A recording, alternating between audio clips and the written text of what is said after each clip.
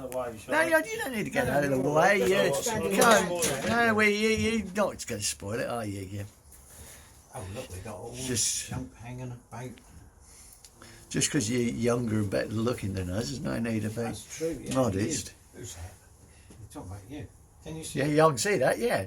Can you press the? Right, here we are. This is the British bell. That's the British one. Very British. Yeah.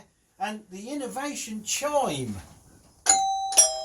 That's the innovative way, isn't it? Well, that's for the slightly sort of upmarket. That's the upmarket. That's why that's 19 shillings and 9 pence.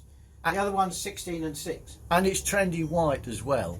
Trendy white. Yeah. The other one, look, the intermediate one, the Imperial bell, is that's a wind-up one. Oh right. That's just run out of that. wine. That's kind of like that. That's the Bentley sort of one, isn't it? That's the classy one. Whereas the Imperial is for the pretentious. That is. Yeah, it's and that's got a an Rolls. luminous spot, which would probably give you cancer. Oh, brilliant! You know, because that's got radioactive in the middle. So that's fantastic. I have never noticed that really. But the silver tone doorbell display.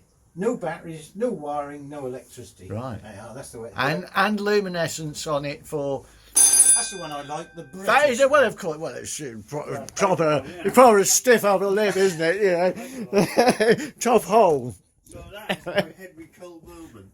That's my claim to fame. That's my Henry Cole moment. Do you know what? I had a bloke asked me for my signature the other day at making all that machine. So this is going to be there. Right, Bridlington Sands on when? Because I'm recording this because I've got memory like a sieve. Bridlington Sands, June next year, June the 18th and 19th, and that's going to be Race the Waves, and that's a sort of sand sprint. I drove it. Yeah. Well, that sort of got finished this year, really, but I drove it just at the end of last year. That had last been driven from London in 1966. Really? Well, you've been driven from London up to Norfolk, had it? Yeah, but that was down in Raiden, and that was an old mate of mine, and his name was Jim, and he's a good friend of mine. He died in 2012. Yeah. And kind Jim, he really was a kind chap. And this was in his woodshed, and I knew about it all them years ago.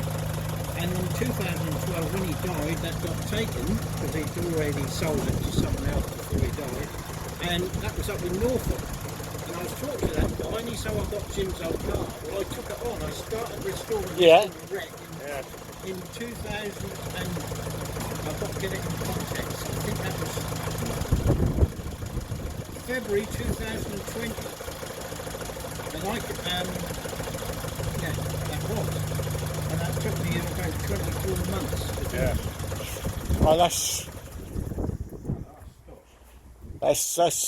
I mean, you know, the amount of work though. Well, I worked at it through the winter and all sorts, but I can't. I don't think I'd want to do another one. No. Beautiful. I love. Is that the petrol pump? That is an autovac, and my mate said to me, "Oh, don't worry about that. Put a pump on it." I said, "No, I'm going to get it working." That works a beautiful. Right, so that sort of predates the petrol pump, does it? Oh yeah. Right. Yeah, they came up. And it worked with a vacuum. You see, if you think about it, back in those days, they used to fit a lot of the cars had scuttle tanks like that one. They were here on the Austin 7s and all that. They had a tank here, and that was direct gravity fed. Right. So. The autovac company is still in existence. I got the gaskets from them. They still overhaul and make these for Rolls Royces and all sorts. Good grief. And that works off vacuum, but that's got a series of little gubbins in there, like a little lavatory system, that is. That's a lovely. So I overhauled it. I bet they market it. Oh, I'll tell you what I did. Yeah, I turned the fuel. Oh, right, you turned the valve up there. What did I do? I bet their marketing doesn't describe it as like a lavatory system. No, people love it. And to be honest, the SU carburetors run sweeter on gravity than they do being. Do they? They quite. Are they H2s? Those? Oh, yeah. Are they an H2? They could be. I've forgotten now what they are. But this the Riley's, they designed this engine in 1921 as cross-flow hemispherical head twin cam. Right. 1100. And that, they race these now with new cranks and all that. My mate was having one built. In fact, that's how I come to find out what his car. Because he was for an engine, I found his car. So what model of Riley is this then? That's a Riley 9 Monaco. Right, oh right, so it's built for racing. Well, the name, presumably the Monaco comes from. No, they used all sorts of, they had lots, they used destination. Right, I see, yeah. But you can see this running. I mean, that was sick. I knew where the feel like shortly.